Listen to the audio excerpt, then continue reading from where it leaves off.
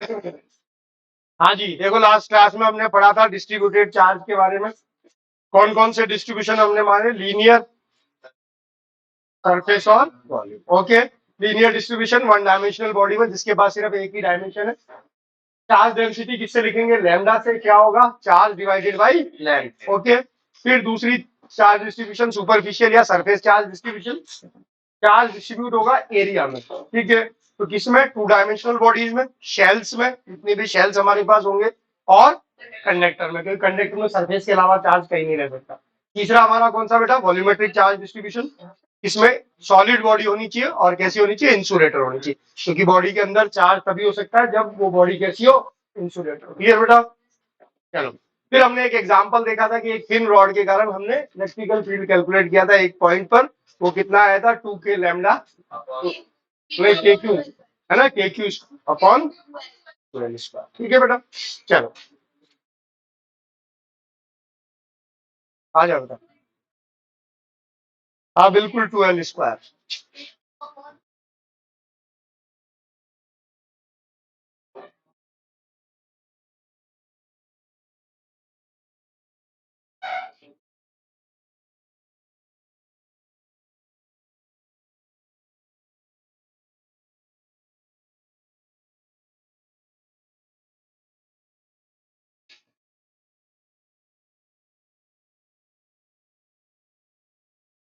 Next हम करेंगे electrical field due to uniformly charged ring at a point on its axis.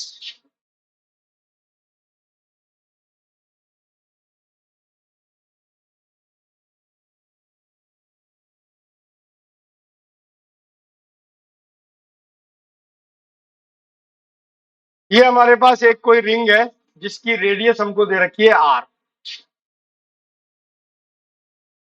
Capital R इसकी radius है।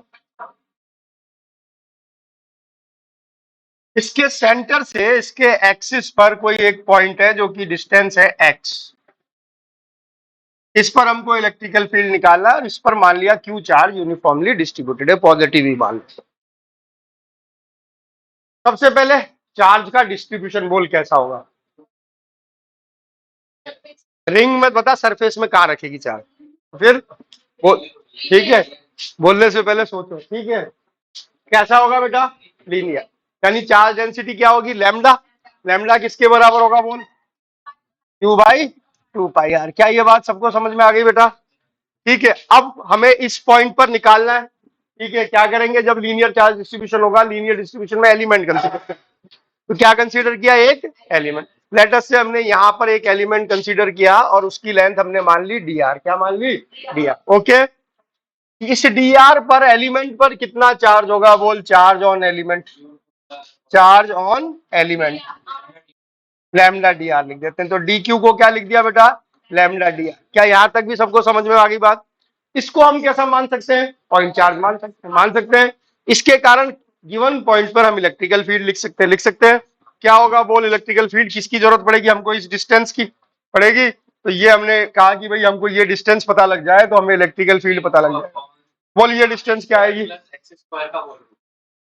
होगा, ठीक है। ये कितना है? आर। ये कितना है? एक्स। तो ये क्या आएगा? Root of under root of R square plus x square. Okay, तो electrical field due to element, electrical field due to element क्या होगा बेटा? D E will be equal to K, Q की जगह लिखा ये, और डिस्टेंस का स्क्वायर यानी क्या आ गया? R square plus x square. Okay बेटा, क्लियर? अब सोच इधर ध्यान से, डायरेक्शन क्या होगी? ये पॉजिटिव चार्ज है रिंग, ठीक है। किधर होगी डायरेक्शन बोल? अवे जाएगी। भाई किसी भी पॉइंट पर पॉजिटिव चार्ज का इलेक्ट्रिकल फील्ड मिलाने वाली लाइन पर अवे जाता है। तो ये मिलाने वाली लाइन है, इस पर क्या जाएगा इलेक्ट्रिकल फील्ड? अवे, मतलब ये होगा, यही होगी डी की डायरेक्शन।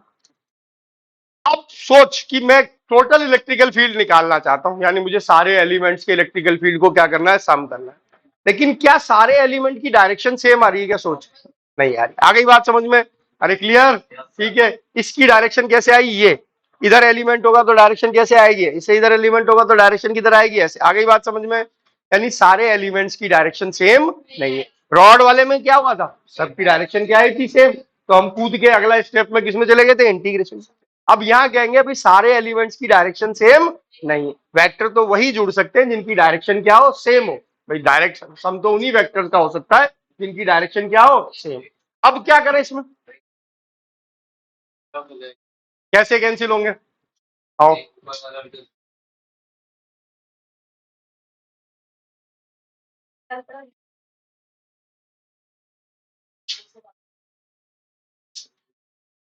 देख इधर ध्यान से, हम सेंटर की बात नहीं कर रहे, हमारा पॉइंट किस पे, एक्सिस पर, यहाँ है। तो बोल यहाँ इलेक्ट्रिकल फील्ड कैसे होगा, यहाँ एलिमेंट कंसीडर किया तो इलेक्ट्रिकल फील्ड कैसे होगा, ये होगा, ठीक है, ठीक है। अब ये ऐसे होगा, ये ऐसे होगा, तो बोल क्या ये वेक्टर कैंसिल हो रहे हैं क्या, नहीं हो रहे ना, ठीक है, ओके, क्लियर। नीचे वाला किधर आएगा, ऐसे, इसके जस्ट अपोजिट अगर लोगे आप तो वो कैसे आएगा, ऐसे, आ गई बात समझ, कैंसिल। तू सोच, कैंसिल तो वो होते हैं जो अपोजिट वेक्टर हो, ठीक है। देख इधर ध्यान से, ये बॉडी है मान ले, इस पर मैंने ये दो फोर्स लगाए, 10 न्यूटन ऐसे और 10 न्यूटन ऐसे, बताइए कैंसिल हो गए क्या, ठीक है। ऐसे लगाया 10 न्यूटन और ऐसे लगाया 10 न्यूटन, कैंसिल हो गए, हाँ। वेक्टर तो वो कैंसिल होते हैं जो कि अपोजिट हो, तो क्या ये और ये एक दूसरे के अपोजिट आ रहे हैं क्या, इक्वल मैग्नीट्यूड है लेकिन डायरेक्शन अपोजिट नहीं। तो क्या ये बात समझ में आ गई बेटा कि रिंग के जो सारे एलिमेंट है उनकी डायरेक्शन सेम नहीं आ रही, ये मेरी एक्सियल लाइन है, इस पर जिधर तू एलिमेंट कंसीडर कर रहा है उससे अवे ले रहा है डायरेक्शन, क्योंकि पॉजिटिव चार्ज है। अगर नेगेटिव होता तो टू आर्ट्स लेता, आ गई, ये ऐसे, ठीक है, ये ऐसे होगा, यहाँ एलिमेंट लूंगा तो ऐसे होगा, तो हर जगह इलेक्ट्रिकल फील्ड की डायरेक्शन बेसिकली क्या आ रही है, अलग अलग आ रही है, ठीक है। यानी हम डायरेक्टली इनको ऐड नहीं कर सकते। अब सुन देख, अगली स्टेप क्या होती है ऐसे में, हम कोशिश करते हैं कि सिमेट्री ढूंढो, क्या ढूंढो, सिमेट्री, ताकि एक कंपोनेंट कम से कम क्या हो सके, कैंसिल हो सके, ओके। तो सोच, अगर मैंने यहां एलिमेंट कंसीडर किया है तो क्या इसके डायमेट्रिकली अपोजिट एक एलिमेंट होगा, होगा, यहां कंसीडर किया तो डायमेट्रिकली अपोजिट ये होगा, इसका ऐसे आएगा तो उसका कैसे आएगा, ऐसे आएगा। इसके डायमेट्रिकली अपोजिट अगर मैं एक एलिमेंट कंसीडर कर लूं तो उसका इलेक्ट्रिकल फील्ड बोल कैसे जाएगा, ये होगा, ठीक है, ये डी, ये डी, ओके। क्या ये थीटा, तो ये भी थीटा आएगा बेटा, तो क्या ये भी थीटा थीटा होंगे, डायमेट्रिकली अपोजिट एलिमेंट के लिए एंगल क्या आएंगे, सेम आएंगे, आएंगे बेटा। अब मेरे को बता, क्या इन डी का एक कंपोनेंट कैंसिल हो सकता है, हाँ। अगर मैं इनको रिजॉल्व कर दूं तो इनके दो कंपोनेंट ये आएंगे, एक ये वाला, इसका कौन सा बेटा, डी साइन थीटा, और ये क्या आएगा, डी कॉस थीटा। नीचे वाले का बनाओगे तो ये क्या आएगा, डी साइन थीटा, और ये क्या आएगा बेटा, डी कॉस थीटा। तो क्या कहानी समझ में आई बोल, कि साइन कंपोनेंट तो सबके कैंसिल हो जाएंगे, ठीक है, सबके कॉस कंपोनेंट क्या होंगे, ऐड होंगे, ओके, ठीक है। जैसे ही हमने देखा कि सिमेट्री ली, डायमेट्रिकली अपोजिट एलिमेंट हुआ, पूरा वेक्टर नहीं कैंसिल हो रहा, पूरे वेक्टर तो ऐसे आ रहे हैं, उनका कौन सा कंपोनेंट कैंसिल हो रहा है, वर्टिकल कंपोनेंट कैंसिल हो रहा है डायमेट्रिकली अपोजिट का, क्लियर। तो यानी मेरे को जब इलेक्ट्रिकल फील्ड निकालना है तो मुझे सारों का, सारे एलिमेंट का सिर्फ कौन सा कंपोनेंट जोड़ना है, कॉस कंपोनेंट। क्या साइन कंपोनेंट मेरे को जोड़ने की जरूरत है, नहीं, ठीक है। तो ये ध्यान रखो, जब सब एक के डायरेक्शन में आ जाते हैं तो डायरेक्ट इंटीग्रेट कर देते, ठीक है। वेक्टर अगर हो तो, अगर स्केलर होता है तो सीधे इंटीग्रेशन हो ही जाता है, ठीक है। अगर स्केलर नहीं है, वेक्टर है और सब एक डायरेक्शन में है, तो आप क्या कर सकते हो, सीधे इंटीग्रेशन कर सकते हो, क्योंकि सारे वेक्टर जो एक डायरेक्शन में होते हैं उनको स्केलर की तरह से जोड़ा जाता है, ओके। लेकिन अगर एक डायरेक्शन में नहीं हो तो अगली स्टेप सिमेट्री ढूंढो, क्या ढूंढो, अगर आपको सिमेट्री से एक कंपोनेंट कैंसिल हो जाएगा तो बचेगा क्या, सिर्फ एक कंपोनेंट। अगर सिमेट्री भी नहीं मिले तो फिर अलग अलग कैलकुलेट करो, कंपोनेंट में डिवाइड करके एक्स और वाई के अलग अलग क्या करो, कैलकुलेट करो। एक्स एक्स वाले जुड़ जाएंगे, वाई वाई वाले जुड़ जाएंगे, सबके वाई वाले एक जगह आएंगे, सबके एक्स वाले क्या आएंगे, एक्स और वाई में रिजॉल्व करेंगे, एक्स कंपोनेंट अलग कैलकुलेट करेंगे, वाई अलग कैलकुलेट करेंगे, आगे बात। क्या यहाँ सिमेट्री मिल रही है, हाँ। क्या सिमेट्री के कारण वर्टिकल कंपोनेंट कैंसिल हो रहा है, आ गई बात समझ में। जुड़ना किसको है अब, इसको कॉस कंपोनेंट, क्लियर बेटा। तो जैसे ही हमने ये देखा, यहां पर हमने लिखा D sine theta due to symmetry, क्या हुआ बेटा, due to symmetry, D sine theta क्या होगा बेटा, कैंसिल हो जाएगा, कैंसल्ड आउट। क्या ये बात सबको समझ में आ गई, नेट इलेक्ट्रिकल फील्ड बोल क्या हो जाएगा?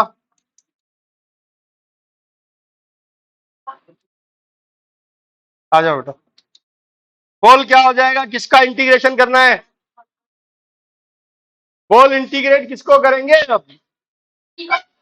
D cos theta. किसको? D cos theta. ओके, किसको इंटीग्रेट करेंगे? D cos theta. आ गई बात समझ में? किसको इंटीग्रेट किया? D cos theta. ठीक है, एक मिनट देख, डी की वैल्यू पता है हमको? क्या है बोल डी की वैल्यू? के लैम्डा और डी आर नीचे R square plus x square. Okay, cos theta बोल क्या लिख सकते हैं? ये ट्राइंगल रहा, राइट एंगल ट्राइंगल, क्या लिख सकते हैं? लिख सकते हैं। तो कॉस थीटा को हमने क्या लिख दिया बेटा? X upon root of. Okay, अब बता दे कि इसमें से क्या क्या चीज कांस्टेंट है?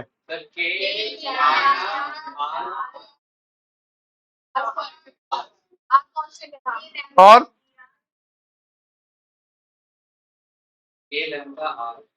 बोल। हाँ, एक एक्स भी कांस्टेंट है। पॉइंट की भाई, एक पॉइंट पे तो निकालो। ठीक है, क्या चीज? डी आर को छोड़कर सब कुछ चीज कांस्टेंट है। अरे सही ना? एक्स क्या है? पॉइंट की distance. We are talking about a fix point. ठीक है, ऐसा थोड़ी कि पॉइंट वेरी कर रहा है। तो क्या चीज कांस्टेंट है? X.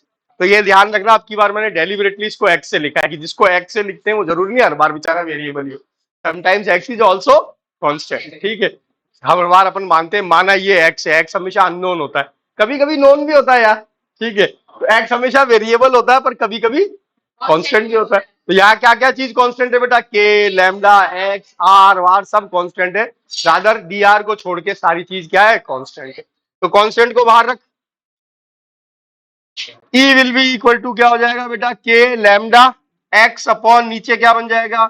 Are square plus x square की पावर 3/2। और अंदर इंटीग्रेशन किसका? डी आर का।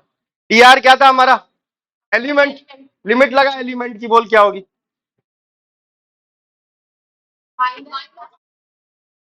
सोच, लिमिट किसकी लगा रहा है? किसकी लिमिट लगा रहा है? डी आर की। डी आर क्या है? Length of element. क्या है? Length of element. तो वो ऐसे चल रही है क्या लेंथ ऑफ एलिमेंट, जो ऐसे लिमिट सोच रहे हो? जीरो से 2 पाई है। जीरो से, आ गई बात समझ में? तो पहले लिमिट लगाने से पहले ये तो सोचो जो चीज है वो वेरी कैसे कर रही है। हमने डी आर क्या मानी? लेंथ। ठीक है, वो कैसे वेरी कर रही है? पेरीफेरी पे। ठीक है, छोटे से छोटा एलिमेंट जीरो, बड़े से बड़ा एलिमेंट पूरी रिंग। ठीक है, ओके, यही होगा। तो बोल एलिमेंट कहां से कहां जाएगा? जीरो से 2 पाई आर। ये लिख दिया, जीरो से 2 पाई आर। ठीक है, बोल क्या आएगा इसका इंटीग्रेशन?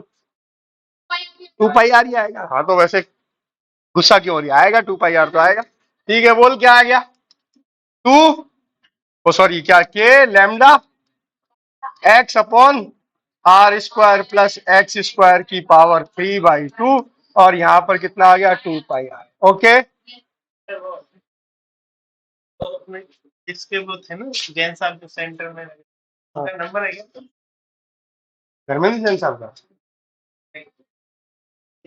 हाँ, डीके जैन। डीके जैन। उमेश से ले लो। अब लैम्डा की वैल्यू रख दे। अरे लैम्डा की क्या वैल्यू है? 2 बाई 2 पाई आर से 2 पाई आर कट जाएगा। तो बोल क्या बचेगा finally? K Q X upon are square plus x square की पावर 3। नहीं होगा? बोल डायरेक्शन किधर आई इलेक्ट्रिकल फील्ड की? सेम साइड वेम साइड नहीं, बोल किधर आई? एक्सियल लाइन पर, अवे फ्रॉम दी सेंटर। किधर आई? Away from the centre. अरे सही क्या कि डायरेक्शन जो आई वो ये आई एक्सियल लाइन पर अवे फ्रॉम दी सेंटर। अब सोच, ये रिंग नेगेटिवली चार्ज होती, कैसी होती? क्या करते अपन? क्या अंतर आता बोल? ये डी ऐसे आ जाते, क्या वर्टिकल कंपोनेंट तब भी कैंसिल होते? क्या होता? Net electrical field toward centre आ जाता। क्या आ जाता? टुवार्ड। आ गई बात समझ में? तो अगर तेरे को ये कहा जाए कि ये एक रिंग है पॉजिटिवली चार्ज, इसके कारण बता यहाँ इलेक्ट्रिकल फील्ड की डायरेक्शन क्या होगी? तो पॉजिटिव चार्ज है तो तेरे को इधर एरो मार्क करना है, और नेगेटिव चार्ज है, हाँ सॉरी, पॉजिटिव चार्जेस तेरे को उधर एरो मार्क करना है और नेगेटिव चार्जेस तेरे को इधर। आ गई बात समझ में? अरे बोल। लिखने से पहले दो चीज और देख ले। ये समझ में आ गया? अब मैंने तेरे से पूछा एट सेंटर बता दे क्या होगा। एट सेंटर, सेंटर पे जीरो। क्यों? क्योंकि सेंटर एक्स जीरो हो जाएगा। क्या हो जाएगा? आ गई बात समझ में? एक्स क्या थी? सेंटर से पॉइंट की डिस्टेंस। जब हम सेंटर पर ही आ गए तो एक्स क्या हो गया? जीरो हो गया। क्या? तो बोल सेंटर पे कितना आ गया इलेक्ट्रिकल फील्ड? जीरो आ गया। क्या? देख ये आ गया जीरो। अब देख ये चीज हमारे को वैलिडेट भी हो जाती है। सेंटर को अगर हम देखें तो चार्ज यूनिफॉर्मली डिस्ट्रीब्यूटेड है तो क्या आना चाहिए? जीरो ही आना चाहिए। यहाँ एक एलिमेंट कंसीडर करें तो उसका इलेक्ट्रिकल फील्ड ऐसे जाएगा, यहाँ कंसीडर करेगा तो उसका ऐसे जाएगा, इसका ऐसे जाएगा तो इसका ऐसे जाएगा, यानी कैंसिल ही होना चाहिए। हम तो कह ही रहे हैं कि सिमेट्रिक चार्ज डिस्ट्रीब्यूशन में सेंटर पे हमेशा ही क्या आता है? जीरो आता है। तो आना चाहिए क्या? जीरो। ओके ठीक है। तो सेंटर पे इलेक्ट्रिकल फील्ड कितना आया? जीरो। तो हमने पहली चीज लिखा at centre E is equal to zero, क्योंकि एक्स इज इक्वल टू क्या हो गया? जीरो। ओके। अब सुन, अगर मैं कहूं कि x is very very large than r है, यानी रिंग तो इतनी सी है और पॉइंट हमारा अजमेरी गेट पे, बता r is very small in comparison to x, तो बोलिए फॉर्मूला क्या हो जाएगा? इफ, इसको हमने ये किया, देख इधर ध्यान से, if x is greater than r, बोल क्या होगा?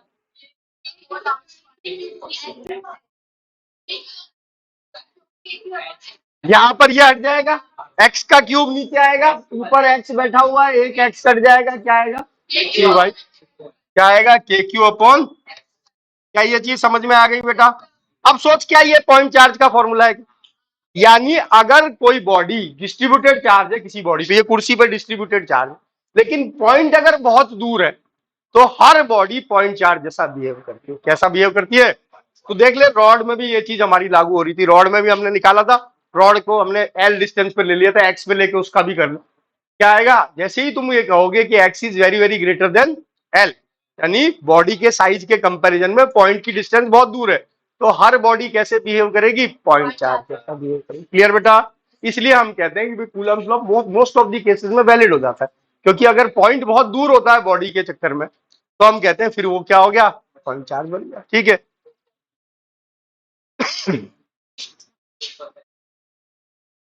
क्या कॉन्सेप्ट समझ में आया? कैसे किया?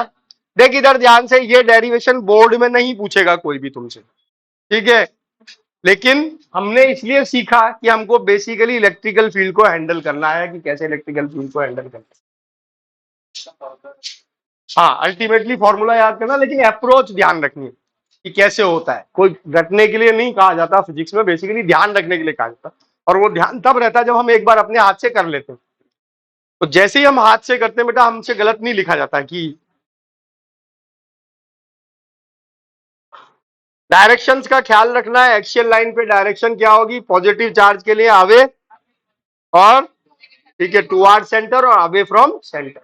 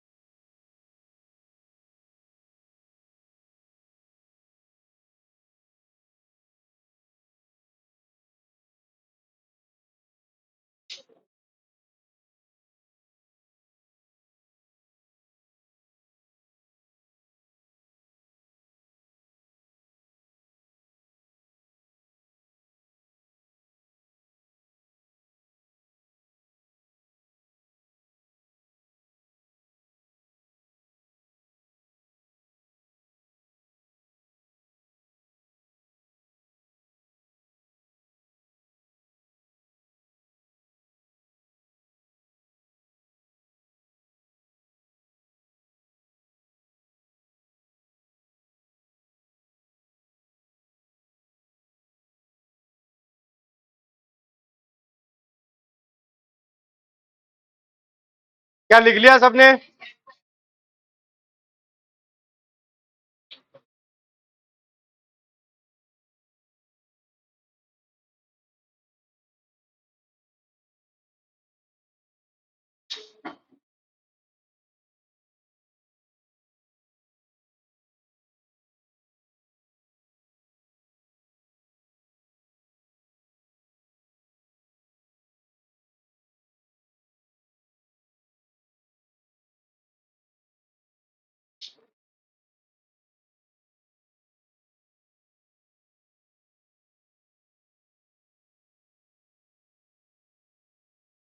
ओके, अब देख इधर, एक छोटी सी टास्क मान ले, यहां पर मैंने कहा कि एक रिंग है लेकिन वो सेमी सर्कुलर है, ठीक है बेटा, कोई रेडियस इसकी कितना है बेटा, आर है, और चार्ज डेंसिटी इस पर लैम्डा है, पॉजिटिव चार्ज है। अब मैंने पूछा इसके सेंटर पर इलेक्ट्रिकल फील्ड बताओ क्या होगा, करो कोशिश। पूरी होती तो जीरो होता, आधी है तो जीरो नहीं होगा। निकालना पड़ेगा। आर रेडियस है, सेमी सर्कुलर है, एम क्या आएगा? अब की बार पॉइंट एक्सियल नहीं है, सेंटर पर है, रिंग पूरी नहीं।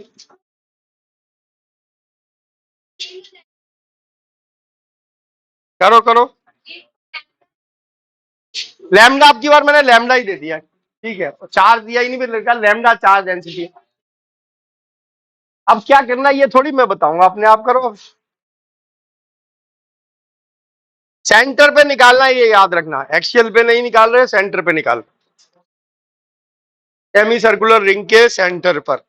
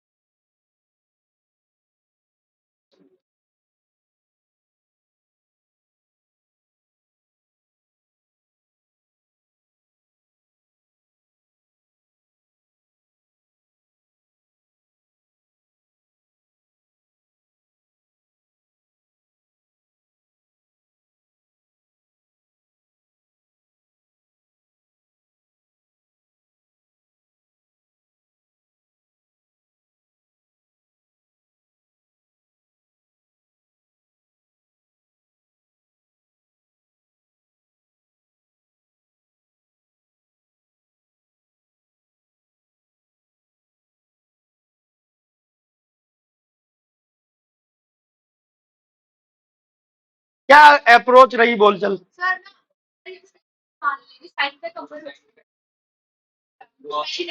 देख इधर ध्यान से, सबसे पहले मान लो हमने ये एलिमेंट ले लिया हमने, ओके। देख हमेशा सिमेट्री की एक लाइन खींच लिया करो, उससे हमको एक बेसिक आइडिया लगता है कि सिमेट्री कैसे, ओके। इस एलिमेंट के कारण यहाँ पर इलेक्ट्रिकल फील्ड बोल क्या होगा, ये यही होगा। एलिमेंट पर चार्ज कितना होगा बेटा, लैम्डा डी आर, यही होगा, या डी एक्स मान ले, जो भी माना, ठीक है, ओके। ये हमारे पास इसके कारण इलेक्ट्रिकल फील्ड कितना आ जाएगा, डी बोल क्या हो जाएगा, k lambda D r upon r का स्क्वायर, ठीक है। डिस्टेंस कितनी है, आर स्क्वायर, ओके। ये डायरेक्शन आई, सारे एलिमेंट की डायरेक्शन अलग अलग, यानी फिर से क्या ढूंढनी पड़ेगी, सिमेट्री। सिमेट्री हमको यही दिख रही है कि इस लाइन के अलोंग दोनों तरफ सिमेट्री होगा। तो बोल यहां अगर एक एलिमेंट कंसीडर करा तो उसका इलेक्ट्रिकल फील्ड ऐसे यही होगा, ये एंगल थीटा, तो ये एंगल भी क्या होगा बेटा, थीटा, ये होगा, ठीक है, या इनको थीटा मान ले, ठीक है, ये हो गया, इनको मान ले थीटा बजाय इनके, ये थीटा मान ले तो ये भी क्या होगा, थीटा, ये डी, ये भी क्या, डी, इसके कंपोनेंट यहां पर कौन सा, डी कॉस थीटा, यहां पर कौन सा, डी कॉस थीटा, ये कौन से, डी साइन थीटा, और दूसरे वाले का भी डी साइन थीटा। यानी अब की बार कौन जुड़ गया, साइन थीटा जुड़ गया। क्या जुड़ गया, साइन थीटा। तो हमारे पास हो गया कि नेट इलेक्ट्रिकल फील्ड क्या होना चाहिए बेटा, डी साइन थीटा, यही होना चाहिए। अब चल डी की वैल्यू रख दी, क्या हो गया, k lambda D r upon are square, और यहाँ क्या आ गया, साइन थीटा। वेरिएबल बोल, d r, only d are, क्या बेटा करूं, क्या करते, साइन थीटा की क्या वैल्यू लिखोगे बोलो, नहीं लिख सकते, थीटा इज वेरिएबल यार। तो यहाँ एलिमेंट लेगा तो थीटा, ठीक है, तो यहाँ वी हैव टू वेरिएबल्स, क्या क्या, टी आर एंड साइन। आ गई बात समझ में। Sine theta is not constant, खुद सोच, साइन थीटा थीटा कांस्टेंट है क्या, नहीं, नहीं है ना। अरे देख इधर ध्यान से, ये तूने रिंग बना रखी है, ठीक है, थीटा तू किसको कह रहा है, इस लाइन से जो एलिमेंट को मिलाने वाले, बताइए सारे थीटा सेम आ रहे हैं क्या, थीटा इज वेरिएबल है। अब दो वेरिएबल हो गए, कौन कौन से, टी आर और साइन थीटा। क्या करते थे ऐसे में, इनमें रिलेशनशिप ढूंढते थे। अब सोच देख, ये डी आर है, छोटी सी लेंथ, हाँ क्या होगा, डी थीटा, अरे होगा क्या, ठीक है। तो देख इधर ध्यान से, इसको बेसिकली किससे करेगा, देख ये थीटा, तो ये क्या आएगा, 90 माइनस थीटा, ये वाला एंगल कितना आ जाएगा, थीटा। आ गई बात समझ में, अरे क्लियर, ठीक है, ये थीटा, ये 90 माइनस थीटा, तो ये कितना आ गया। अब देख ये थीटा है, तो ये छोटा सा एंगल क्या होगा, डी थीटा होगा। यानी इसको क्या लिख सकते हैं हम, डी थीटा, क्या लिख सकते हैं, डी आर को आर। ध्यान है, पोलर कोऑर्डिनेट में बदलते थे कि अगर हमारे पास छोटी सी लेंथ है और वो डी थीटा एंगल बना रही है, तो हम इसको क्या लिख देते हैं, डी आर इजिकल टू क्या हो जाता था, आर डी थीटा। ध्यान है। तो अब यहाँ जब दो वेरिएबल आए तो याद रख, उन वेरिएबल में रिलेशन बनाना होता है, सिंगल वेरिएबल में कन्वर्ट करना होता है। तो या तो हम थीटा को किसकी टर्म में लिखे, पेरीफेरी की टर्म में लेके आए, दूसरा तरीका हमारे पास क्या, डी आर को किसकी फॉर्म में बदले, एंगल की फॉर्म। तो डी आर को क्या लिखा जा सकता है, आर डी थीटा, तो ये लिख दे D R equal to R D theta. Okay, क्या बन जाएगा बोल, ऐसे लिखते ही E will be equal to क्या बन जाएगा बेटा, के लैम्डा आर स्क्वायर, और यहाँ पर डी आर की जगह रख दिया आर डी थीटा और साइन थीटा। ये एक आर से एक आर कैंसिल हो गया, ये बाहर भी आ गया, के लैम्डा बाई आर बाहर बैठ गया, अंदर हो गया साइन थीटा डी थीटा। क्या इंटीग्रेबल हो गया। अब लिमिट बोल दे इसकी थीटा की, बोल लिमिट, जीरो से पाई गलत है, वो भी गलत है। सोच थीटा क्या लिया तूने, थीटा ये है तेरा इससे बनने वाला एंगल, यही है, ओके, इससे बनने वाला एंगल ये गया, ये गया, ये गया, ये गया, यहाँ गया, कहां तक गया, पाई बाई। ठीक है बेटा, किस तक गया, पाई। क्या ये सारे एलिमेंट कवर हो गए, इधर गए, इधर गए, इधर इधर गए, कहां गए, पाई बाई टू तक। तो क्या लिमिट होनी चाहिए, माइनस पाई बाई टू से पाई बाई, माइनस पाई से पाई बोला था, हो सकता है मैंने सुना नहीं। क्या होगी लिमिट, मुझे पाई सुनाई दिया होगा, ठीक है। क्या लिमिट होगी बोल, दिख रहा है भाई, लिमिट लेना बहुत मुश्किल काम नहीं है। देख ये ऐसे जाएगा, ऐसे जाएगा, ऐसे जाएगा, यहाँ बनेगा, ओके। कितना हो गया, जीरो से कहां चले गए, पाई बाई टू। फिर इधर वाले एलिमेंट को लेने के लिए क्या करेंगे, ऐसे जाएंगे, क्या होगा, माइनस, एक को अगर क्लॉकवाइज दिया तो एक को anti clockwise, minus pi by two से पाई, ये आ गया माइनस पाई बाई टू से।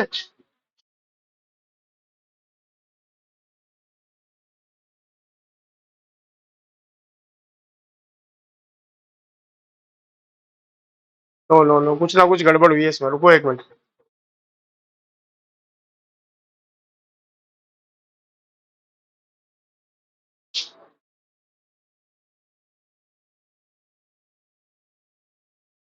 क्योंकि इसका साइन का इंटीग्रेशन तो कॉस आ जाएगा ना, कॉस में तो ये जीरो हो रहा है, कहाँ क्या गड़बड़ हुई है? थीटा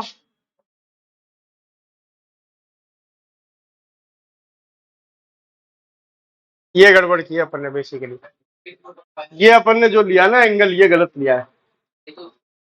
देखो ये 90 हो, ये कोई जरूरी थोड़ी है।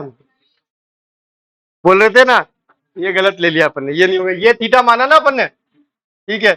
ये एंगल गलत ले रखा है अपन ने, तो ये बेसिकली ये थीटा होगा, तो ये वाला थीटा आएगा, ये थीटा आएगा, ये वाला एंगल। ओके, समझे? देख ये थीटा तो ये थीटा, ये थीटा तो ये थीटा होना चाहिए, होना चाहिए। अरे ये देख इधर ध्यान से, देख ये है,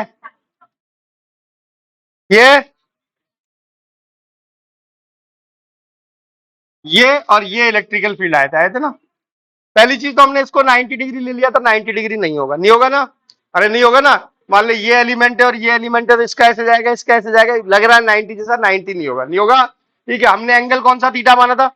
ये वाला एंगल थीटा माना था, यही माना था, यही माना था। तो ये थीटा तो ये वाला एंगल भी कितना आएगा? थीटा। ये थीटा तो ये वाला एंगल भी कितना आएगा? ये सॉरी, ये वाला एंगल भी कितना आएगा? थीटा। तो अब बोल, ये थीटा है, लिमिट कहां से कहां तक गई ये तेरी? बोल।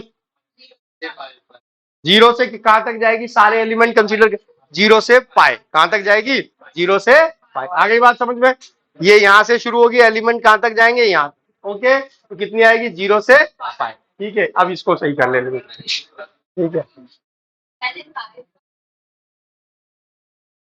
जीरो से पाई कर ले। चल अब कर।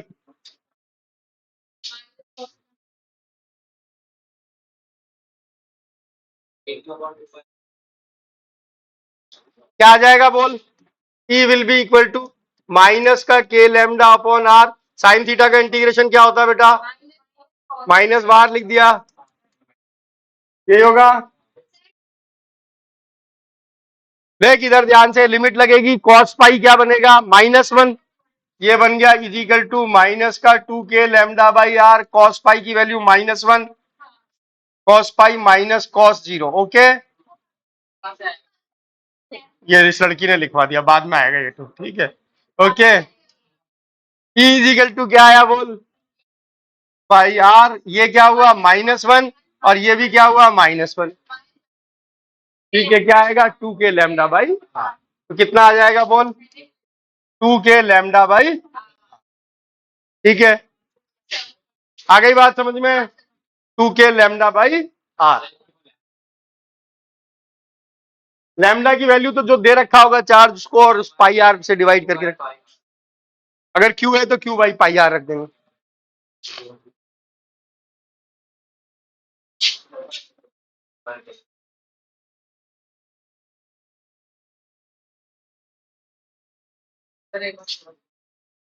क्या? एंगल सही कर लेना, जो एंगल में अपन ने गड़बड़ की थी ना, वो ध्यान से रख लेना। ये थीटा नहीं होगा बेसिकली, ये वाला एंगल थीटा होगा। This is not theta.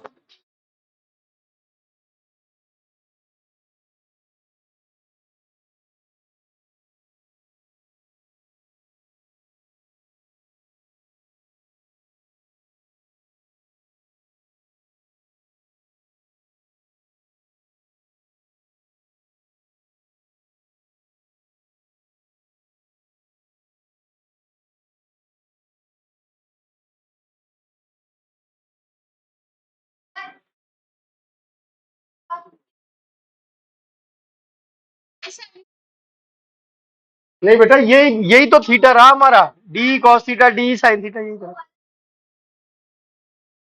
नहीं, सही है।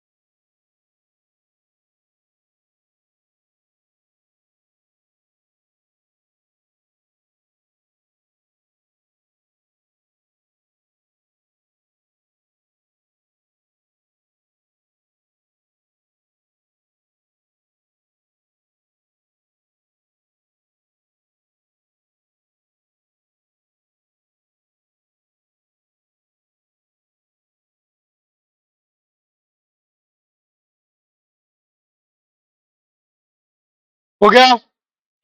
अब अगर ये क्वार्टर रिंग होती तो क्या होता? अगर ये क्वार्टर रिंग होती तो हमारी लिमिट बदल जाती, यही होता।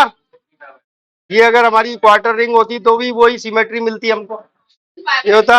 यहां से यहां जाते तो वही हम कहते हैं इसका और इसका क्या होगा, एक कंपोनेंट कैंसिल हो जाएगा, सब कुछ चीज वैसी ही चलती। तो नेट इलेक्ट्रिकल फील्ड तो हमेशा किस पर आएंगे, बाइसेक्टर लाइन पर आएंगे। किस पर आएंगे, बाइसेक्टर लाइन। तो ध्यान है ये चीज कि नेट इलेक्ट्रिक, ठीक है।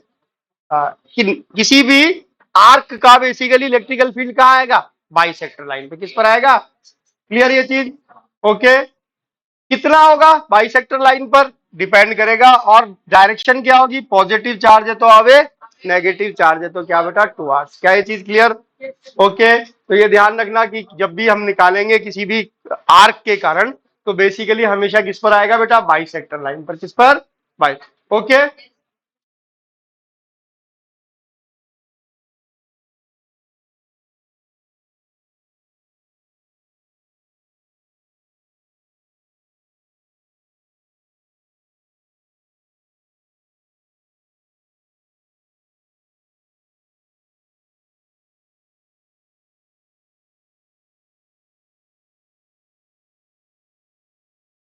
कितना आता, अच्छा इसमें क्वार्टर रिंग में आता कितना, 0 से π/2 लिमिट हो जाती है आपकी। तो यहाँ क्या हो जाता, π/2 माइनस cos 0, π/2 0 हो जाता, -1 आता तो क्या आता, k लैम्डा बाई आर, क्या आता, ओके क्लियर। अब देख इस पर ये सवाल एक बार पूछा हुआ है, ये एक रिंग है, इसको क्या किया, आधी पर तो प्लस लैम्डा है चार्ज डेंसिटी, और आधी पर माइनस लैम्डा है।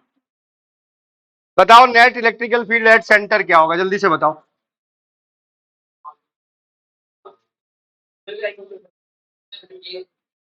पहले सोच, ये क्वार्टर रिंग है, इसका इलेक्ट्रिकल फील्ड कितना होना चाहिए, के लैम्डा बाई आर। किधर होना चाहिए, बाई सेक्टर पे आवे, यही होना चाहिए। अरे क्या होना चाहिए, बाई सेक्टर पे आवे। तो क्या ये आएगा क्या, बोल, ये कितना आया?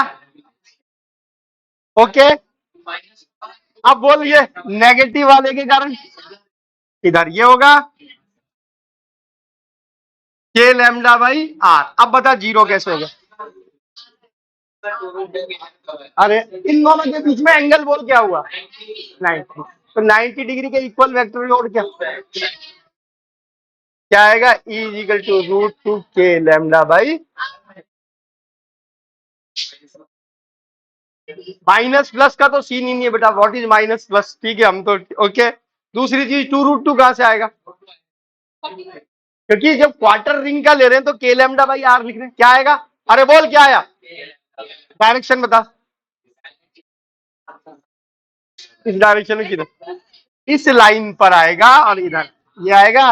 ओके, तो किस पे है ये? इस लाइन पर। और किधर बेटा?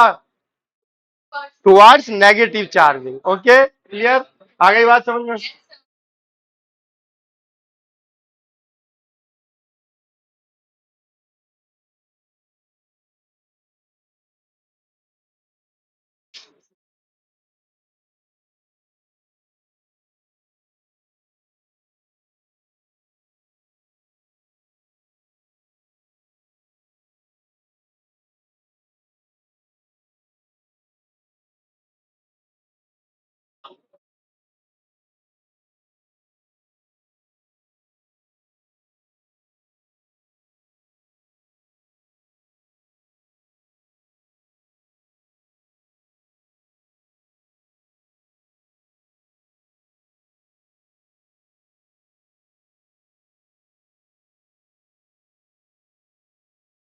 हाँ जी लिख लिया।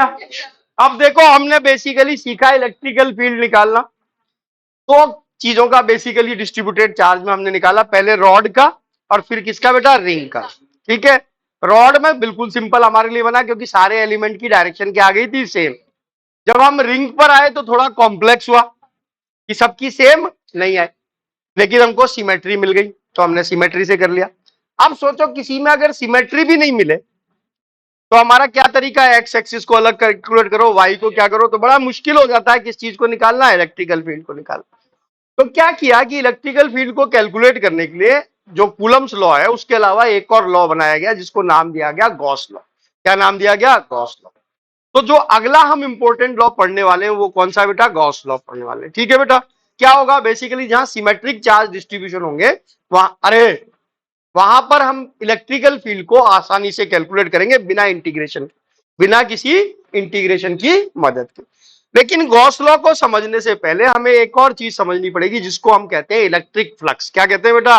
Electric flux. तो अब जो अगला टॉपिक हम स्टार्ट करने वाले हैं वो क्या है बेटा?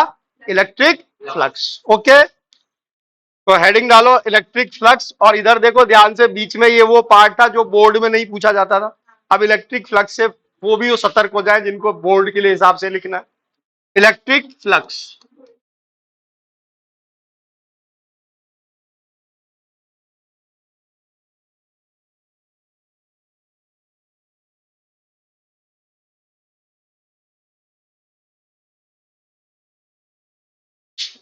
पहले कॉन्सेप्ट को समझ ले, इलेक्ट्रिक फ्लक्स क्या होता है, फिर इसको अपने आप ही डिफाइन भी कर लेंगे, सब कुछ कर लेंगे। ठीक है, जैसे मान लो यहाँ पर हमारे पास कोई इलेक्ट्रिकल फील्ड है। क्या है ये? एक इलेक्ट्रिकल फील्ड। ओके, इसमें हमने कोई एरिया रख दिया, जैसे मैंने मेरा हाथ ही रख दिया। ओके, तो ये मैंने मान लो कोई एरिया रख दिया।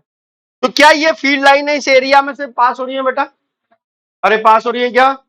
ओके, तो अगर मैंने कहा कि किसी इलेक्ट्रिक फ्लक्स में कोई एरिया हमने प्लेस किया, उस एरिया से जो है जितनी फील्ड लाइनें पास हो रही हैं उसके नंबर को मैं क्या कहूंगा? इलेक्ट्रिक फ्लक्स कहूंगा।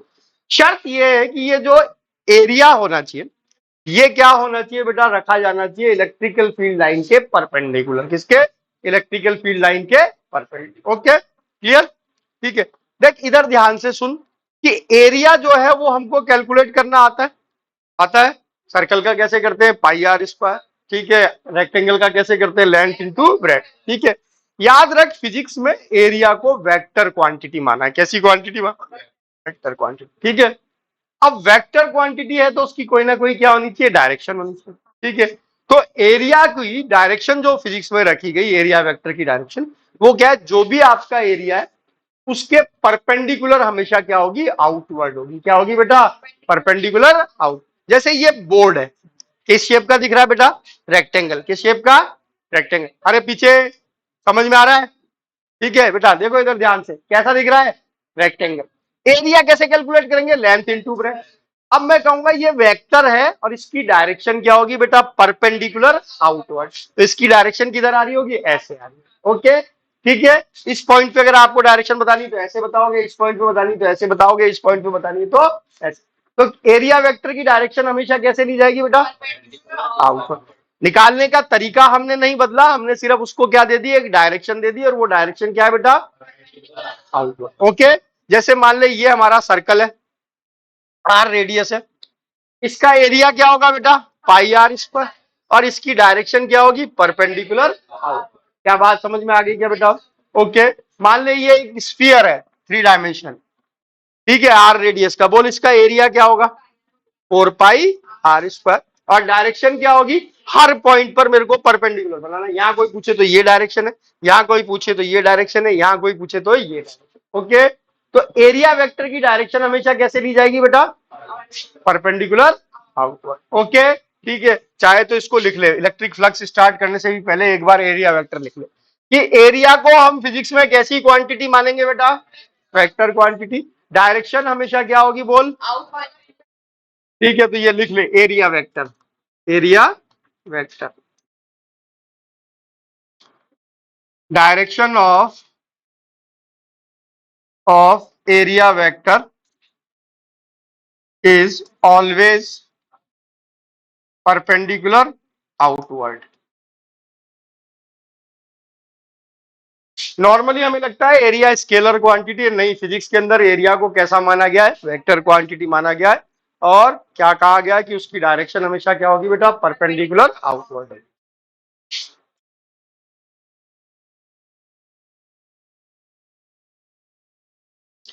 निकालने का तरीका हमने नहीं बदला, जो भी तेरा फॉर्मूला होता है जिस शेप का वैसे ही एरिया निकलेगा, सिर्फ उसको एक डायरेक्शन दी कि उसकी डायरेक्शन हमेशा क्या लेगा, परपेंडिकुलर आउटवर्ड। जैसे ये हमारे पास कमरा है, इस दीवार का एरिया वेक्टर ऐसे आ रहा होगा, अभी इसका ऐसे आ रहा होगा, इसका ऐसे, इसका ऐसे, उसका ऐसे, और इसका ऐसे, ये होगा परपेंडिकुलर आउट। बाहर चले जाएंगे तो उसका एरिया वेक्टर उधर जाएगा, इसका इधर जाएगा, इसका ऊपर जाएगा, नीचे जमीन में घुस जाएंगे तो इसका नीचे जाएगा। ओके, आ गई बात समझ में।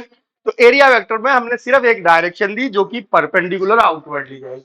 ओके, अब देख वापस से आते हैं, हमने कहा मान ले हमारे पास कोई इलेक्ट्रिकल फील्ड है, और उस इलेक्ट्रिकल फील्ड के हमने परपेंडिकुलर कुछ ही एरिया को रख दिया। जैसे मैंने हाथ इलेक्ट्रिकल फील्ड के क्या रख दिया, परपेंडिकुलर। ओके, इस हाथ से जितनी फील्ड लाइनें निकल रही होंगी उसके नंबर को मैं क्या कहूंगा, इलेक्ट्रिक फ्लक्स कहूंगा। क्या कहूंगा, इलेक्ट्रिक फ्लक्स। तो अगर मुझसे कोई पूछे भाई इलेक्ट्रिक फ्लक्स की क्या डेफिनेशन होती है, तो हम क्या कहेंगे, number of field lines passing through an area placed perpendicular to the field, ठीक है, इज कॉल्ड इलेक्ट्रिक फ्लक्स। क्या ये बात समझ में आ गई, फिर से बोलो एक बार, क्या डेफिनेशन बेटा, number of field lines passing through an area to the electrical field is called electric flux. तो ये हमने डेफिनेशन लिख दी इलेक्ट्रिक फ्लक्स की।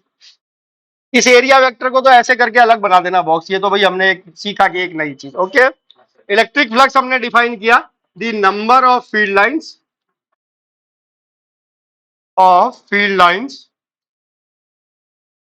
Passing through an area placed perpendicular to field. अब आप पूरा लिखना, मैं तो परपेंडिकुलर को ऐसे बना देता हूं, ठीक है ना, इज कॉल्ड, एग्जाम में मत करना ऐसा, इलेक्ट्रिक फ्लक्स। क्या ये चीज सबको समझ में आ गई, इलेक्ट्रिक फ्लक्स क्या है बेटा, number of field lines passing through an area placed perpendicular to the field is called electric flux, ठीक है। अब सुन देख इधर ध्यान से, अगर डेफिनेशन लिख ली तो मैं कह रहा हूं कि ये हाथ है, यहां पर इलेक्ट्रिकल फील्ड मान ले निकल रहा है, ये ऐसे जा रहा है, इसमें से गिनने लाइनें गिन ले। लाइनों को हमने कहा इमेजिनरी है, दिखाई ही नहीं देती, ठीक है, जो चीज दिखाई नहीं देती उसको गिनने के लिए कह रहे हैं, ठीक है। कि यहाँ पर इलेक्ट्रिकल फील्ड मान ले यूनिफॉर्म है, ऐसे ही जा रही है लाइनें, मैंने अपना हाथ ऐसे रखा और कहा कि इसमें से लाइनें गिन ले, ठीक है, तो क्या लाइनें गिन सकते हो क्या? नहीं। ठीक है, तो हमने क्या किया, इलेक्ट्रिक फ्लक्स को कैलकुलेट करने का एक तरीका बनाया कि देखते हैं कि यार ये किन किन चीजों पर डिपेंड करता है। तो देख, मान ले मेरे पास ये एक एरिया है जो छोटा सा एरिया है, और ये एक एरिया है जो बड़ा सा एरिया है। यहाँ पर इलेक्ट्रिकल फ्लक्स ऐसे ही है जैसे मान ले एक तो मेरा हाथ है और एक ग्रेट खली का हाथ है। ठीक है, बोल किसके हाथ में से ज्यादा स्पीड लाइनें निकल रही होंगी? ग्रेट खली के हाथ में से। यानी फाई, इलेक्ट्रिक फ्लक्स को अगर मैं फाई से लिख दूं तो फाई प्रोपोर्शनल होना चाहिए किसके? एरिया के होना चाहिए। जितना बड़ा एरिया उतनी ज्यादा क्या निकलेंगी? Field line. अभी लिखो मत ये, ठीक है। तो पहली चीज मेरे को समझ में आई कि जो फ्लक्स है that will be proportional to क्या होना चाहिए? एरिया। क्या ये बात समझ में आ गई? क्लियर बेटा? ठीक है, अब मैंने कहा मान ले एरिया सेम है, दोनों बार मेरा ही हाथ है, ग्रेट खली को हमने भगा दिया। ठीक है, एक बार उसको इस इलेक्ट्रिकल फील्ड में रखा, एक बार उसको इस इलेक्ट्रिकल फील्ड में रखा, ये मेरा हाथ है। पता किस में ज्यादा फ्लक्स निकल रहा हो? ओके, फील्ड लाइनें पास पास है तो ज्यादा फ्लक्स होगा, फील्ड लाइनें दूर दूर है तो क्या होगा? कम फ्लक्स होगा। क्या ये बात सबको समझ में आ गई? यानी फाई दूसरा किसके प्रोपोर्शनल होना चाहिए बेटा? डेंसिटी ऑफ इलेक्ट्रिकल फील्ड मतलब इलेक्ट्रिकल फील्ड, तो किसके प्रोपोर्शनल होना चाहिए? स्ट्रेंथ ऑफ इलेक्ट्रिकल फील्ड होना चाहिए। क्या इनके अलावा और कोई डिपेंडेंसी समझ में आती है? नहीं। दो ही चीज होनी चाहिए, लाइनें कितनी पास पास है और एरिया कितना बड़ा है, इन दो बातों पर डिपेंड करना चाहिए। तो हमने इन दोनों को कंबाइन कर दिया भाई, फाइव प्रोपोर्शनल होना चाहिए किसके? ई ए। ओके, आ गई बात समझ में दोनों? जब पहली बार किसी चीज को डिफाइन करते हैं तो कांस्टेंट को वन ले लेते हैं। तो फाइव क्या हो गया बेटा? ई ए। क्या हो गया? Five is equal to E ए। तो हमने इसको कैलकुलेट करने का दिखाई तो देती नहीं, कैसे कैलकुलेट करेंगे कि हम फाइव को क्या लिखा करेंगे? ई ए लिखा करेंगे। क्या ये बात समझ में आ गई? दो चीजों पर डिपेंड करेगा, जितना बड़ा एरिया उतनी ज्यादा फ्लक्स लाइन है। ठीक है, जितनी पास पास लाइन है उतनी ज्यादा फ्लक्स लाइनें पास होंगी, उतनी ज्यादा नंबर ऑफ लाइन पास होगी। तो फाइव को हमने सिंपली क्या लिख दिया बेटा? ई ए लिख दिया। क्या ये चीज क्लियर बेटा? चल देख इधर ध्यान से, अब इसको हम ऐसे लिख देते हैं,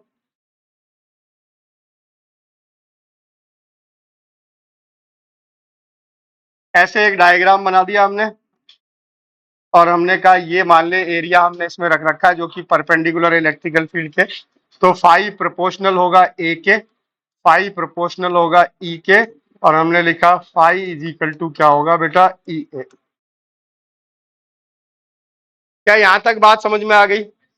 अब इससे बेटा इसकी यूनिट बना दे फटाफट से, यूनिट। हाँ, newton upon coulomb into metre, या newton metre square upon coulomb. सही है बेटा? भाई इसकी न्यूटन बाई कूलाम है, इसकी क्या है? ठीक है, तो newton metre square by coulomb. याद रख इसकी एक और यूनिट पड़ी थी, वोल्ट बाई मीटर पड़ी थी, तो volt by metre into metre. Metre का स्क्वायर है उधर, वोल्ट मीटर बचेगा। क्या बचेगा? ओके,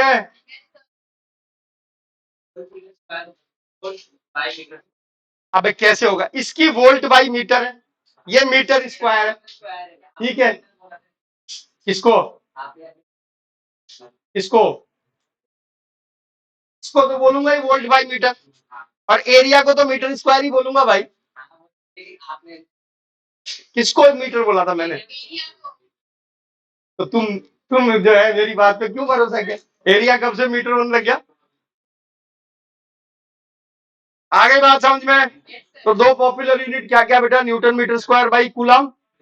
ठीक है, कई बार कुछ बदमाशी ऐसे भी कर देते हैं, देख इधर ध्यान से, न्यूटन मीटर और ये मीटर और कूलम ऐसे लिख सकते हैं। न्यूटन इंटू मीटर को क्या लिख सकते हैं बेटा? क्या लिख सकते हैं? जूल लिख सकते हैं। अरे लिख सकते हैं ना, और जूल बाई कूलाम को याद रख वोल्ट लिखते हैं। क्या लिखते हैं? तो वोल्ट को जूल बाई कूलाम लिख के ऐसे भी लिख देते हैं जूल मीटर अपॉन कूलाम, वो सब बकवास है। दो चीज ध्यान रखनी है। ओके,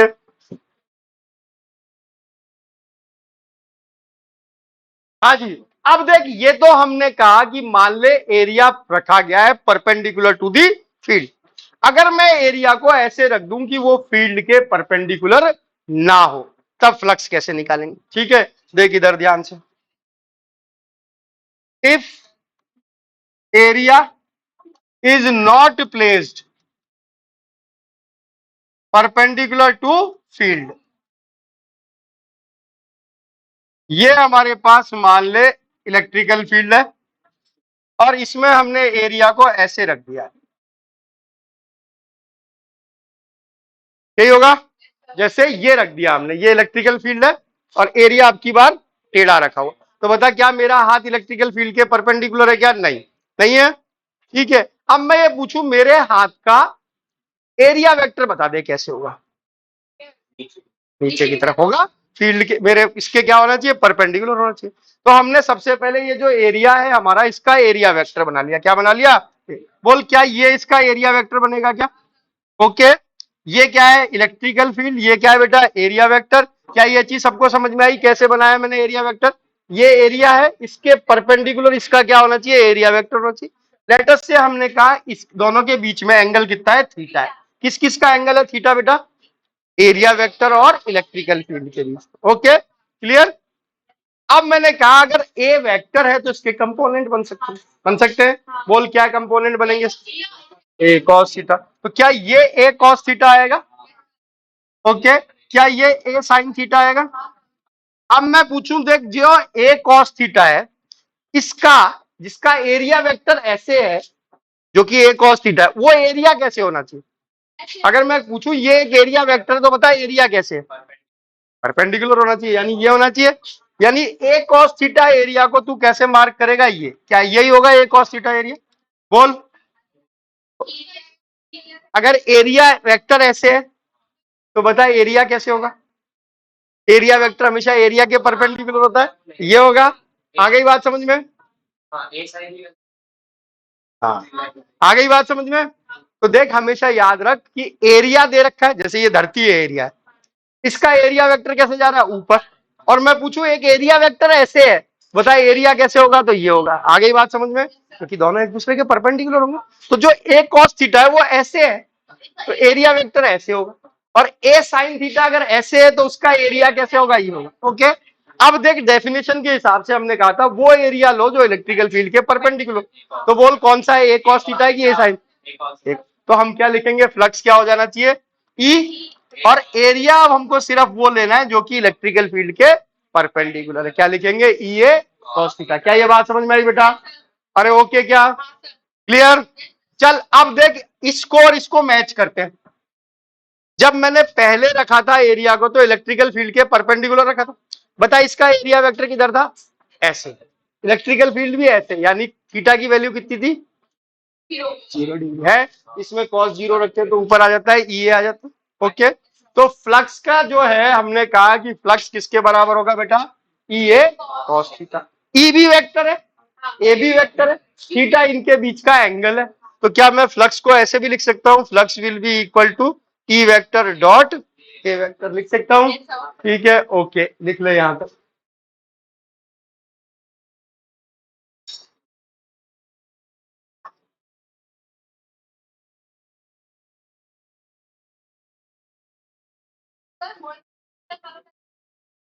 आज का कैंसिल हो गया ना बेटा, पोस्टपोन हो गया, कल हो गया वो। अच्छा हाँ, कल भी तो एग्जाम था तो।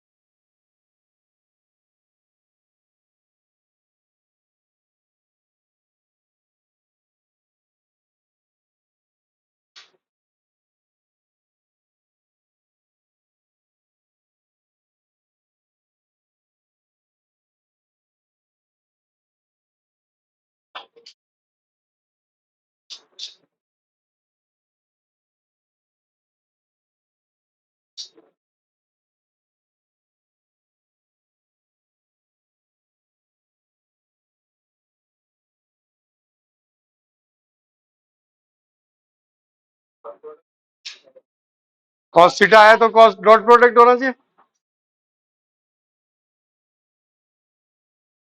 अब डॉट प्रोडक्ट है तो फ्लक्स यानी कैसी क्वांटिटी हो गई? स्केलर। वैसे भी नंबर है तो कैसी क्वांटिटी होनी चाहिए? स्केलर होनी चाहिए। तो flux is a scalar quantity. इसके नीचे लिख लो flux is a scalar quantity.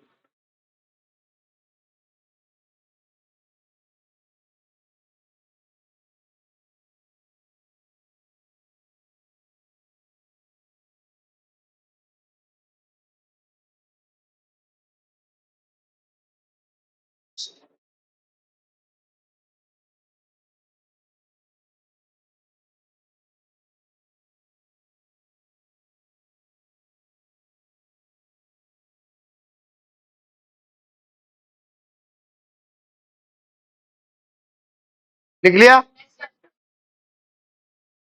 क्या ये लिख लिया सबने? Flux is a scalar quantity. तो नीचे लिखा flux is a scalar quantity. अब देख इधर ध्यान से, फिजिक्स में जो स्केलर क्वांटिटी होती है वो दैट कैन बी पॉजिटिव और नेगेटिव हो सकती है। एनर्जी, चार्ज सब स्केलर क्वांटिटी है, बट ये एल्जेब्रिक है, यानी पॉजिटिव और, तो फ्लक्स भी स्केलर क्वांटिटी है but it is algebraic, it can be positive और नेगेटिव। ओके, हमने क्या किया कि देख पॉजिटिव चार्ज की लाइन बाहर जाती है, तो ये एरिया इसमें से लाइन क्या निकल रही है? बाहर। तो आउटवर्ड फ्लक्स को हमेशा क्या लेंगे? पॉजिटिव, और इनवर्ड फ्लक्स को क्या लेंगे? नेगेटिव। तो हमने इसको कहा कि फ्लक्स जो है स्केलर क्वांटिटी है, और कहा आउटवर्ड फ्लक्स हमेशा कैसा लिया जाएगा बेटा? आउटवर्ड फ्लक्स कैसा? पॉजिटिव, और इनवर्ड फ्लक्स को हमेशा हम क्या लेंगे बेटा? नेगेटिव लेंगे। ओके, हाँ, जैसे मैं कहूं ये एरिया, लाइनें ऐसे जा रही हैं, ठीक है, तो हम कहेंगे ये नेगेटिव फ्लक्स है, क्योंकि इनवर्ड हो गया ना ये इसके लिए, ठीक है। ओके, और अगर मैं ये कहूं कि बाहर जा रही है लाइनें, तो सिंपल इसलिए बनाया कि पॉजिटिव चार्ज की लाइनें बाहर जाती है, तो मान ले यहाँ पॉजिटिव चार्ज रखा और मैंने ये एरिया रख दिया यहाँ पर, तो इसमें से लाइनें बाहर निकल रही होंगी, इसको मैं क्या कहूंगा? ये पॉजिटिव फ्लक्स है। और यहाँ नेगेटिव चार्ज रख दिया तो लाइनें ऐसे आएंगी, इसको मैं क्या कहूंगा? ये नेगेटिव फ्लक्स है। ओके, तो फ्लक्स को, क्योंकि दो तरीके की लाइनें होती है, अंदर आने वाली बाहर जाने वाली, तो पॉजिटिव नेगेटिव करना था, तो हमने आउटवर्ड फ्लक्स को क्या ले लिया? पॉजिटिव, और इनवर्ड फ्लक्स को क्या ले लिया? आ गई बात समझ में? अब देख लास्ट चीज हमने सीखा, देख ये हमने सीखा फाई बराबर होता है ई ए कॉस थीटा। ओके, हमने नंबर ऑफ फील्ड लाइन से गिन ली। अब इसमें एक और चीज होती है कि मान ले हमारा इलेक्ट्रिकल फील्ड यूनिफॉर्म ना हो। क्या ना हो? जैसे तीसरी चीज हम लिख रहे हैं, if electrical field is not uniform, is not, मान ले एक एरिया को हमने इलेक्ट्रिकल फील्ड में रखा, और हमने देखा इलेक्ट्रिकल फील्ड यहां तो ऐसे, यहां पर इलेक्ट्रिकल फील्ड ऐसे, और यहां इलेक्ट्रिकल फील्ड ऐसे, क्या ये नॉन यूनिफॉर्म इलेक्ट्रिकल फील्ड है? हाँ, ठीक है। अब क्या इसमें डायरेक्टली मैं ई कॉस थीटा लिख सकता हूं? नहीं, क्योंकि जो हमारा ई है वो हर जगह बदल रहा है, जो है हमारा थीटा हो सकता है बदल रहा हो, ठीक है। ओके, तो इसमें हम क्या करते हैं? फिर से वही काम करेंगे कि एक छोटा सा एरिया मान लें, ठीक है बेटा, इसका एरिया वेक्टर ये मान ले डी है, और इस यहाँ पर इलेक्ट्रिकल फील्ड ई मान ले। इस छोटे से एरिया से फ्लक्स तो ऐसे लिख सकते हैं, phi is equal to A cos theta, लिख सकते हैं भाई। ये एंगल कितना हो गया? थीटा। तो flux from small area, flux from small area क्या होगा? बोल। बिल्कुल सही, d phi will be equal to क्या होगा बेटा? E d A cos theta, E d A cos theta, यही होगा। और टोटल फ्लक्स निकालने के लिए क्या करूं? क्या डायरेक्शन देखना जरूरी है क्या? नहीं, फ्लक्स तो स्केलर क्वांटिटी, कैसी क्वांटिटी है? तो टोटल फ्लक्स निकालने के लिए क्या कहेंगे? बोल। टोटल फ्लक्स क्या होगा? Integration of E d A cos theta. बोल, अब ये कहां पर होगा इंटीग्रेशन? पूरे एरिया पर। किस पे होगा? होगा जो भी मेरा पूरा एरिया है उसको कवर करना पड़ेगा मेरे को। तो इसकी लिमिट बेसिकली क्या है? This integration should be performed on whole area. जो इंटीग्रेशन पूरे एरिया पर या पूरे लूप पर किए जाते हैं उनको क्लोज इंटीग्रेशन कहते हैं। मैथ्स वाले पढ़ेंगे भी आगे, ऐसे इंटीग्रेशन को हम क्या कहते हैं? क्लोज। और उनको दिखाने के लिए हम उन पर ऐसे साइन लगाते हैं। ओके बेटा, right now we can not decide its limit. इसकी लिमिट क्या होनी चाहिए? पूरा एरिया होना चाहिए। आज मुझे नहीं पता एरिया जो है सर्कल का होगा कि जो है किसी 3 डायमेंशनल बॉडी का होगा, क्या होगा मुझे नहीं पता, स्फीयर होगा, सिलेंडर होगा। तो मैं क्या कहता हूं, करना तो पूरे एरिया पे। तो ऐसे इंटीग्रेशन को हम क्या कहते हैं बेटा? क्लोज इंटीग्रेशन कहते हैं, ठीक है। क्लोज इंटीग्रेशन दो तरीके के होते हैं, एक वो जो पूरे एरिया पर हो, और एक वो जो पूरी लेंथ पर हो, लूप पर हो। किस पर बेटा? लूप पर। ओके, ठीक है। ऐसे इंटीग्रेशन को जिसको पूरे एरिया पर किया जाता है इसको सरफेस इंटीग्रेशन कहते हैं। क्या कहते हैं? और उसको जो पूरी लेंथ पर किया जाता है उसको लाइन इंटीग्रेशन कहते हैं। क्या कहते हैं? ठीक है। और आगे एक वॉल्यूम वाला भी पढ़ लोगे बाद में, ठीक है। ओके, आगे बात समझ में? अपने नहीं आएगा तो टेंशन मत ले, ठीक है।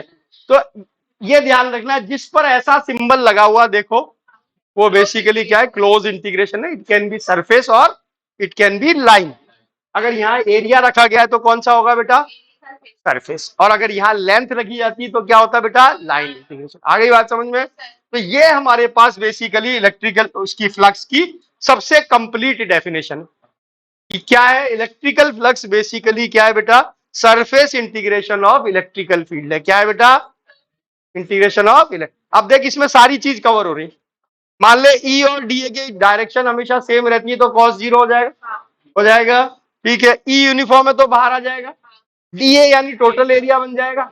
ओके, क्या बन जाएगा? ई ए बन जाएगा। आ गई बात समझ में?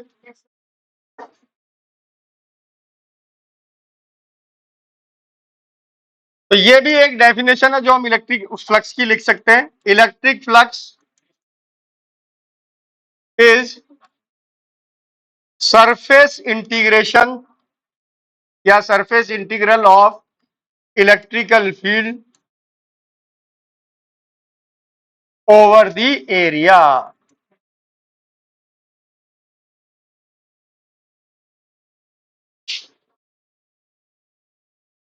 क्या हमारे पास फ्लक्स की ये चीज समझ में आ गई? क्या क्या क्या फ्लक्स होता है? आ गई बात समझ में सबको?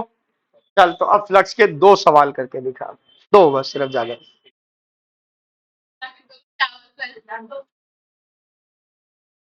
क्या ये ये निशान समझ में नहीं आया क्या? नहीं, अरे जोर से बोल, सुनने दो बात। हाँ बेटा बोल।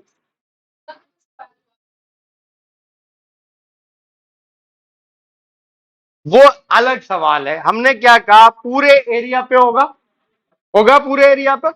जो भी एरिया होगा उसको कंप्लीटली जब हम कवर करते हैं तो उसको हम कहते हैं सरफेस इंटीग्रल हो गया। क्या हो गया? कैसे रखेंगे वो अभी फिलहाल का क्वेश्चन नहीं है, क्योंकि एरिया ही इंपॉर्टेंट नहीं होगा, ई और डी ए का एंगल भी इंपॉर्टेंट होगा। अभी हमने सिर्फ एक नई चीज कही कि तेरे को जो ये लिखना है, छोटा सा एरिया यहाँ निकाला तुमने, अब तेरे को लेना किससे? फ्लक्स पूरे एरिया से। तो इसको कहां तक इंटीग्रेट करना पड़ेगा? पूरे एरिया पे करना पड़ेगा। जब कोई इंटीग्रेशन पूरे एरिया पे किया जाता है तो उसको हम क्या कहते हैं? क्लोज इंटीग्रेशन कहते हैं। क्या कहते हैं? क्लोज। या पूरी लेंथ पर किया जाता है तो उसको भी क्या कहते हैं? क्लोज इंटीग्रेशन कहते हैं। दो तरीके के क्लोज इंटीग्रेशन होंगे, एक सरफेस वाला और एक लेंथ वाला। सरफेस वाले को क्या कहेंगे? Surface integration. और लेंथ वाले को क्या कहेंगे? Line integration. क्या कहेंगे? ओके। और क्लोज इंटीग्रेशन को दिखाने के लिए हम क्या करा करेंगे बेटा? यहां पर ऐसे गोला मारना करेंगे। Okay, clear? आगे बात समझ में? ठीक है। हाँ जी, clear.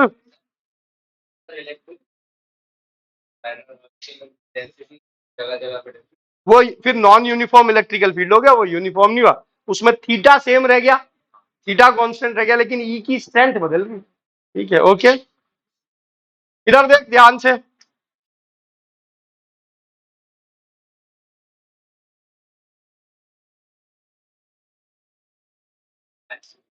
Square loop of 10 centimetre side is placed in uniform field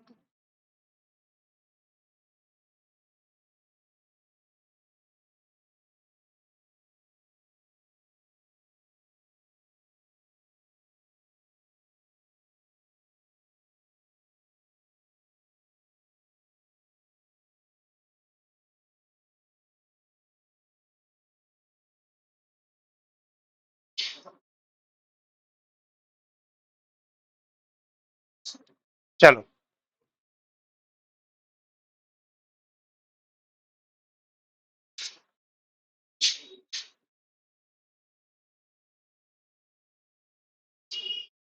हाँ बोलो।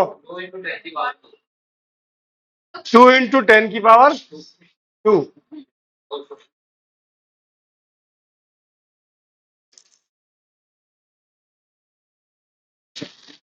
थीटा इसमें कितना हो गया? 0 डिग्री हो गया। आगे बात समझ में? देख लूप को कैसे रखा गया है कि इसका प्लेन परपेंडिकुलर है किसके? फील्ड के। यानी अगर ये फील्ड है यूनिफॉर्म फील्ड तो लूप का प्लेन ऐसे होना चाहिए, यही होना चाहिए। यानी एरिया वेक्टर और इसके बीच में एंगल कितना है बेटा? यानी प्लेन जो है परपेंडिकुलर है किसके? Electrical field. ओके, तो सीधे हमें क्या लिख देना है बेटा? Phi is equal to E A cos theta, और थीटा को हमने रख दिया 0 डिग्री, तो फाई बराबर हो गया ई ए। यही हुआ। ओके, ई की वैल्यू बोल। 2 into 10 की पावर 4। स्क्वायर लूप है, 10 सेंटीमीटर साइड है, तो एरिया बोल क्या हो जाएगा? Area will be equal to 10 centimetre को मीटर में बदलेंगे तो 10 की पावर -1 मीटर, और 10⁻⁻1 इंटू 10⁻⁻1 क्या हो जाएगा 10⁻⁻2 मीटर स्क्वायर, यही होगा। तो यहाँ आ गया 10⁻⁻2 मीटर स्क्वायर। क्या आ जाएगा बेटा 2 इंटू 10⁻2 और यूनिट जो भी आपको पसंद हो, वोल्ट मीटर या newton metre square by coulomb. क्या ये चीज क्लियर?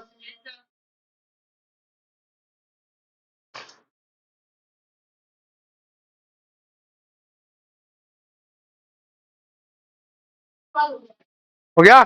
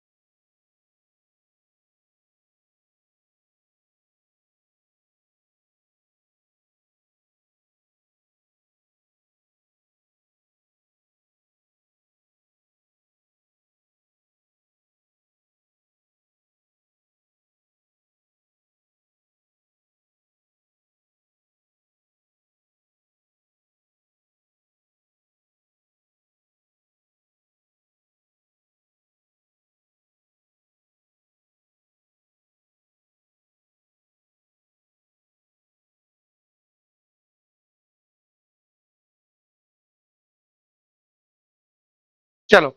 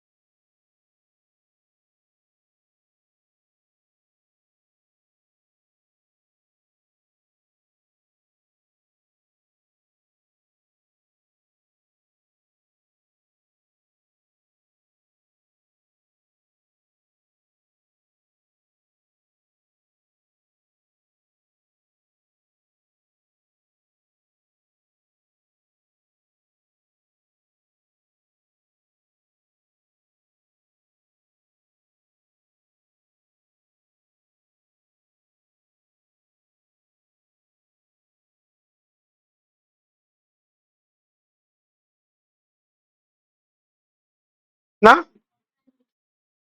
49√3, तो बोलो क्या आया?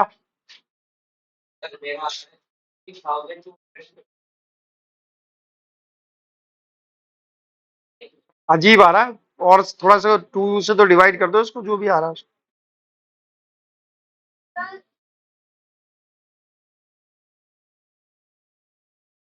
10.78 इंटू √3। अभी देखो पहले √3 की। अच्छा इसमें थीटा कितना है ये बता दो।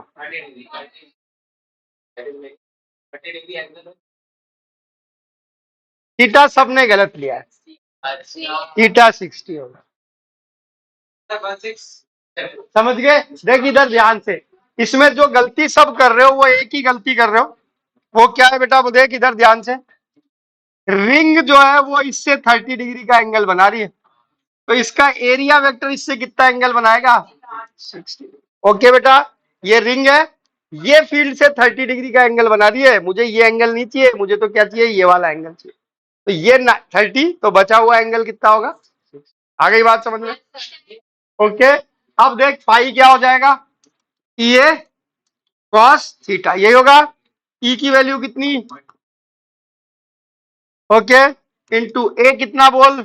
7 सेंटीमीटर है, तो इसको पाई r² 22/7 पाई, देख जब भी तेरे को 7 में देना तो हमेशा पाई की वैल्यू 22/7 ले। ओके 7 सेंटीमीटर को मीटर में बदल दे, 7 इंटू 10 की पावर यानी 49 इंटू 10 की पावर -4। ओके और cos 60 की वैल्यू 1/2 क्योंकि थीटा इज इक्वल टू कितना है बेटा 60 डिग्री। ओके अब काट ले इसको, ये 7 टाइम्स कट जाएगा, ये हो जाएगा 10 की पावर 2। ठीक है तो क्या हो गया 14 इंटू 10 की पावर 2, 22 इंटू 7, इसको 11 कर दे।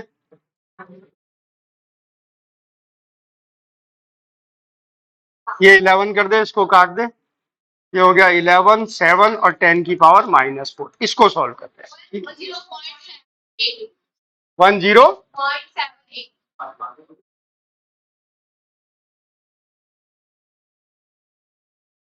ओके तो ये ध्यान रखना है कि एंगल थीटा बेसिकली किस किस के बीच में है, एरिया वेक्टर और इलेक्ट्रिकल फील्ड के बीच में। अगर आपको बॉडी और इलेक्ट्रिकल फील्ड का एंगल दिया हुआ है तो याद रखो बॉडी के परपेंडिकुलर जाएगा उसका एरिया वेक्टर, यानी वो 90 माइनस थीटा होगा। आ गई बात समझ में? अरे आना बोल। अब देख इधर ध्यान से, मॉड्यूल है किसी के पास तो मॉड्यूल में फ्लक्स वाले कुछ क्वेश्चन हैं, वो सारे आपके लग जाने चाहिए। एक बार मुझे दिखा दो वो सिर्फ, कोई बात नहीं बाकी तो लाए मेरे को।